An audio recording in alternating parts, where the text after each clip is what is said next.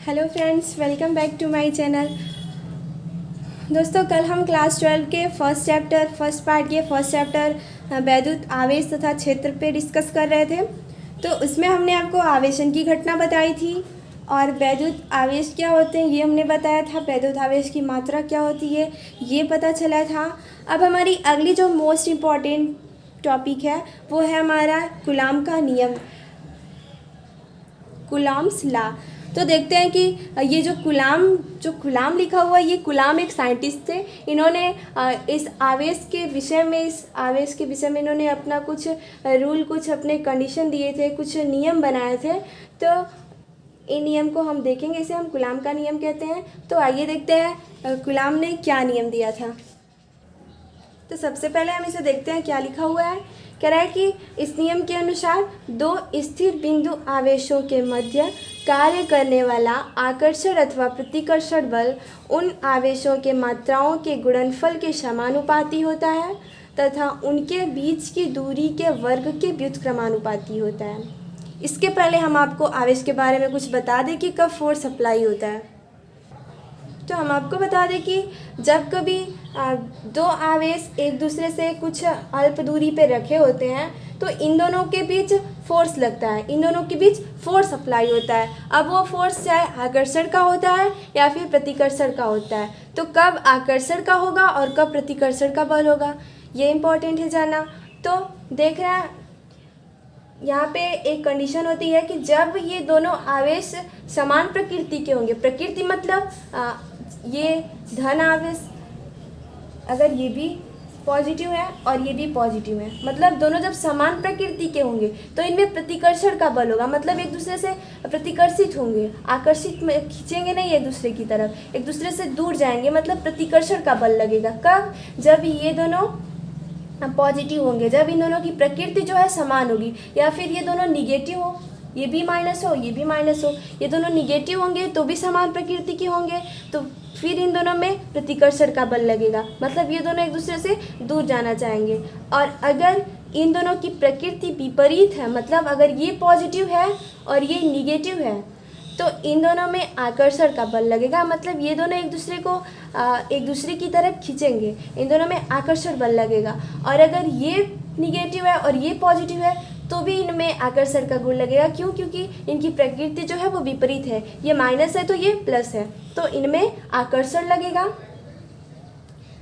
और इनमें प्रतिकर्षण लगेगा। तो हमने क्या सीखा कि जब विपरीत प्रकृति के आवेश एक दूसरे से अल्प दूरी पे रखे होते हैं तो उनमें आकर्षण लगता है, आकर्षण का बल लगता है। और जब समान प्रकृति के आवेश एक दूसरे से अल्प दूरी पे रखे होते हैं तो उनमें प्रतिकर्षण का बल लगता है। तो ये था हमारा कब आकर्षण बल लगेगा और कब प्रतिकर्षण बल लगेगा। तो हमारे कूलाम जो साइंटिस्ट थे उन्होंने क्या कहा था, उन्होंने बताया था कि दो स्थिर बिंदु आवेशों के मध्य कार्य करने वाला आकर्षण अथवा प्रतिकर्षण बल, दो कंडीशन दिए हैं, उन आवेशों की मात्राओं के गुणनफल के समानुपाती होता है तथा उनके बीच की दूरी के वर्ग के व्युत्क्रमानुपाती होता है। तो देखते हैं, मान लीजिए जो हमारा पहला आवेश है ये Q1 है और दूसरा आवेश Q2 है, ये दोनों स्थिर हैं।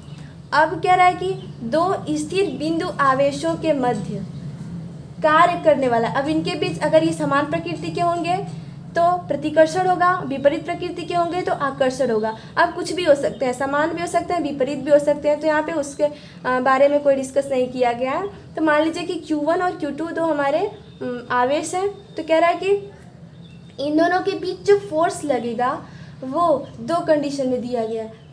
मान लीजिए जो Q1 और Q2 है, Q1 और Q2 के बीच की दूरी मान लेते हैं हम R है, मतलब Q1 से Q2 के बीच की दूरी R है। तो पहली कंडीशन हमारी क्या कह रही थी, कूलाम ने बताया था कि जो इसमें फोर्स अप्लाई होगा, फोर्स बल को हम F से रिप्रेजेंट करेंगे, क्योंकि इंग्लिश में फोर्स कहते हैं तो उसे शॉर्ट फॉर्म में F लिखते हैं। कह रहा है कि इन आवेशों की मात्राओं को, पिछले वीडियो में हमने बताया था आवेश की मात्रा को हम Q से डिनोट करते हैं, Q से। तो यहाँ पे ये जो Q1 है ये आवेश की मात्रा कहलाएगी। तो कूलाम के अनुसार इसमें लगने वाला जो फोर्स होता है वो आवेशों की मात्राओं के गुणनफल के समानुपाती होता है। मतलब F is proportional to Q1 into Q2, आवेशों की मात्राओं के गुणनफल के समानुपाती। तथा दूसरी कंडीशन हमारी कह रहा था कि तथा उनके बीच की दूरी मतलब r के वर्ग के मतलब r स्क्वायर के व्युत्क्रमानुपाती।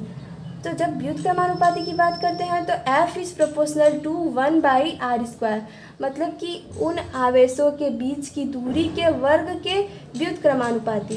तो 1/r², f is proportional to 1/r²।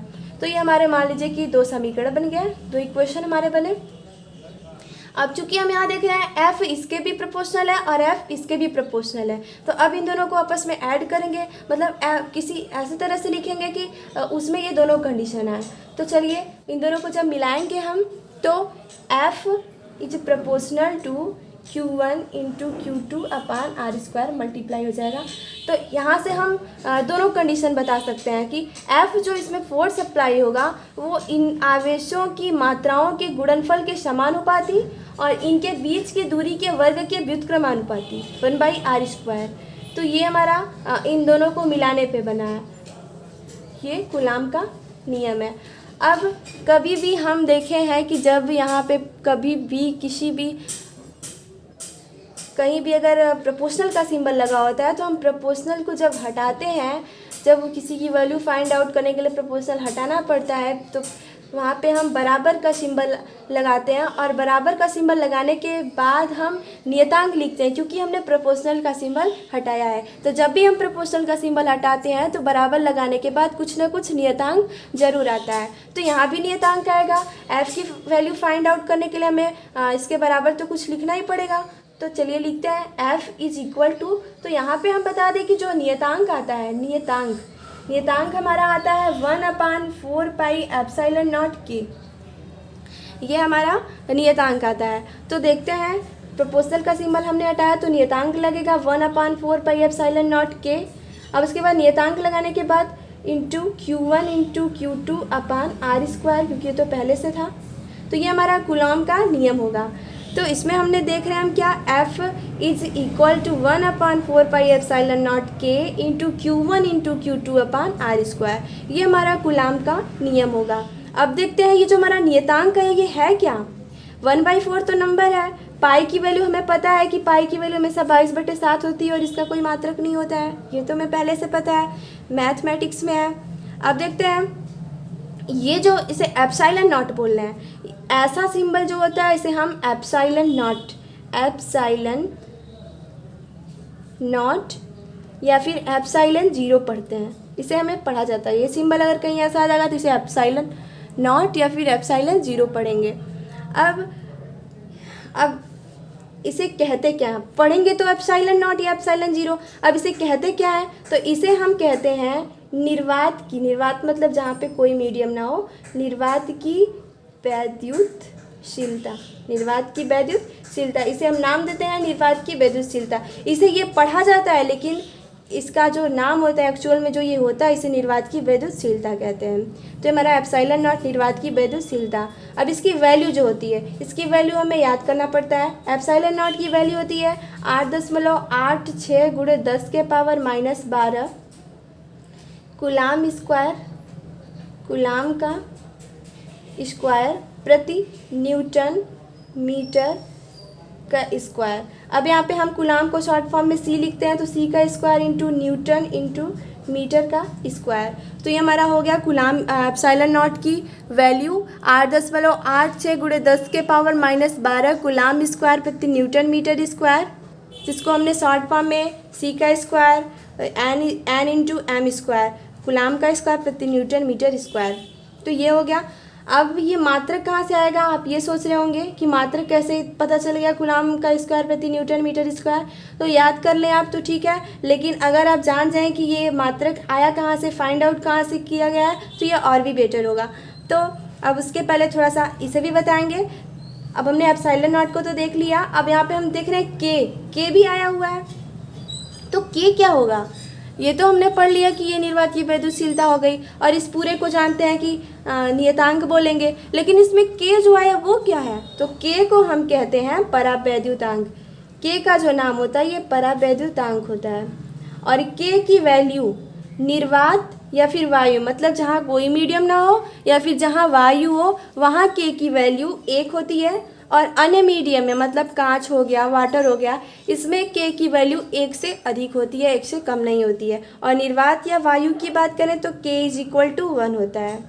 तो ये हमारा के हो गया। अब देखते हैं एप्सिलॉन नॉट की का मात्रक कहाँ से है, कूलाम स्क्वायर प्रति न्यूटन मीटर स्क्वायर। तो ये इसी फार्मूले से आया है, हुआ है F is equal to 1/4 epsilon naught के into Q1 into Q2 upon R square, यही से आया हुआ है। देखते हैं कैसे।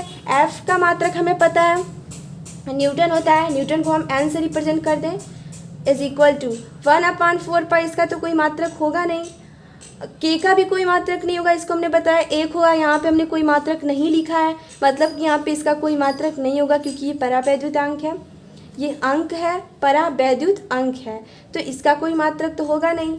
अब यहाँ पे के भी ख़त्म हो गया, 1/4 से भी मतलब ख़त्म हो गया। अब यहाँ पे 1/एप्सिलॉन नॉट का मात्रक तो हमें ज्ञात ही करना है, तो यहाँ लिख लेते हैं एप्सिलॉन नॉट का मात्रक।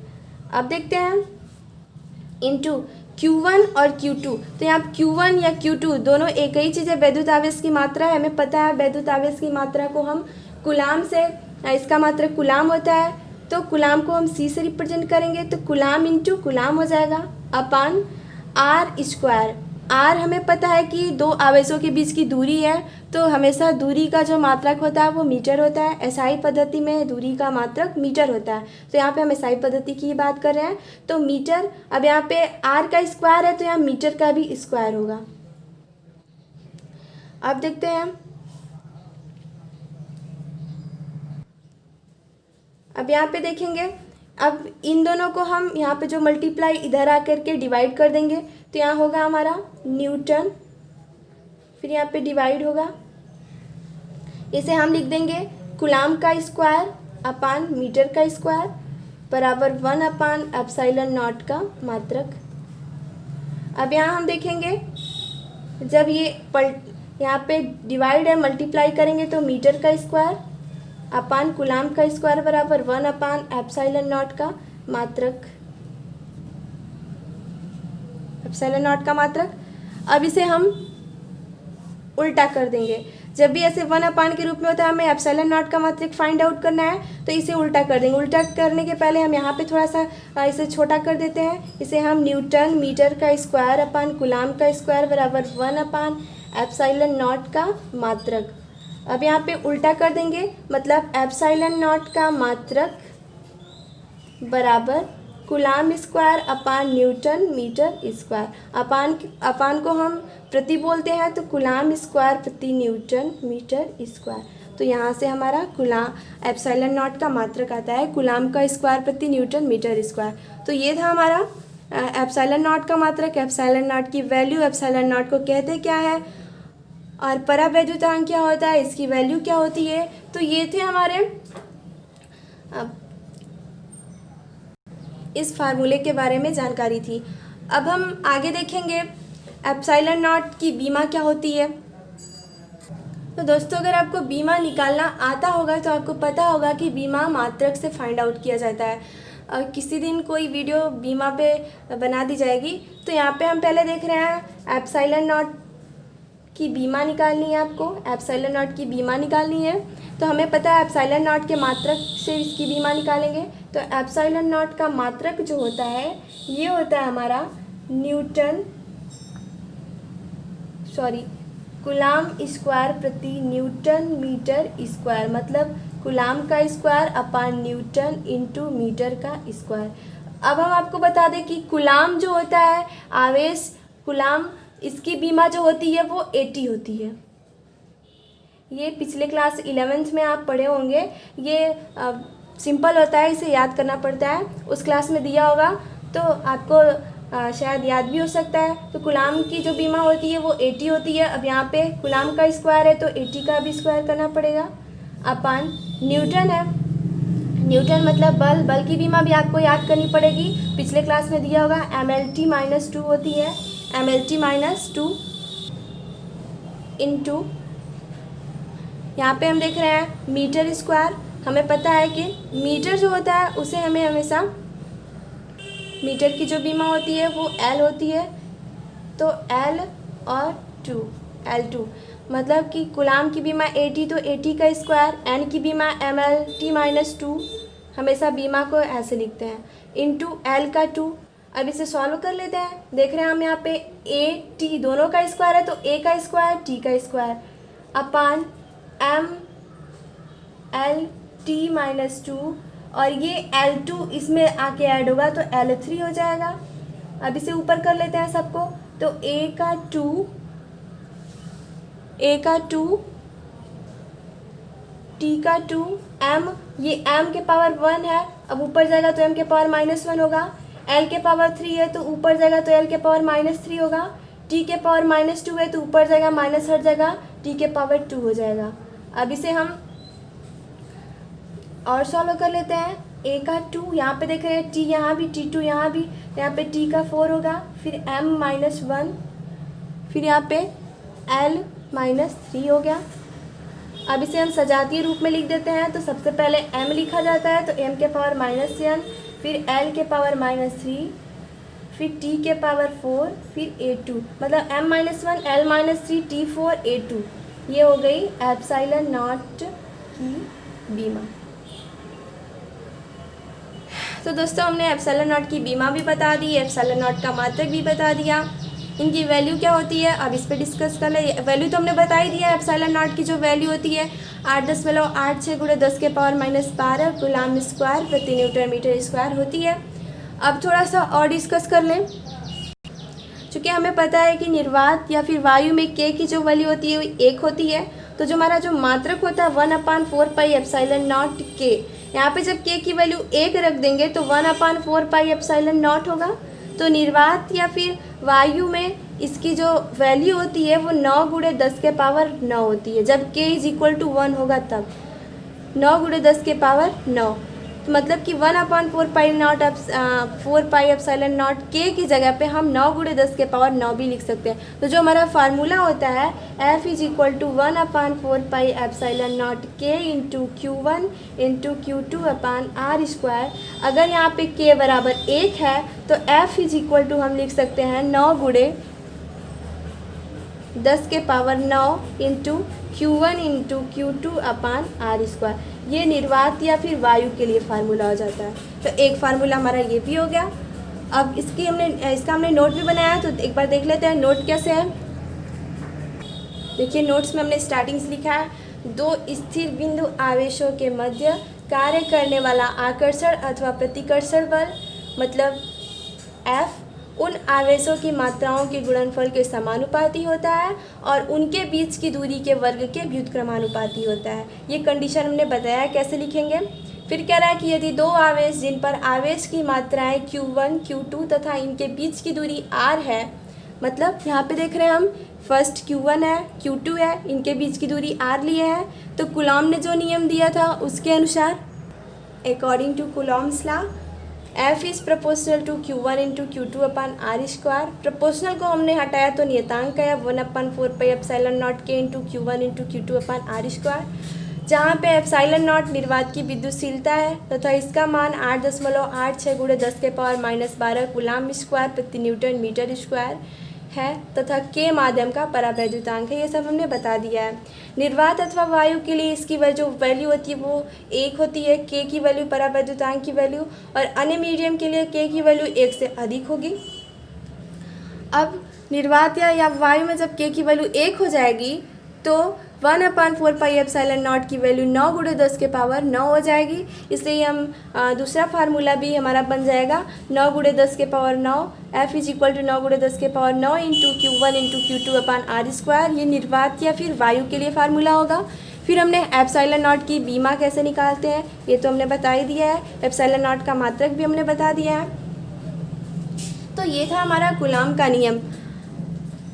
अब हम अगली वीडियो में किसी न्यू टॉपिक के साथ मिलेंगे, तब तक के लिए थैंक यू सो मच।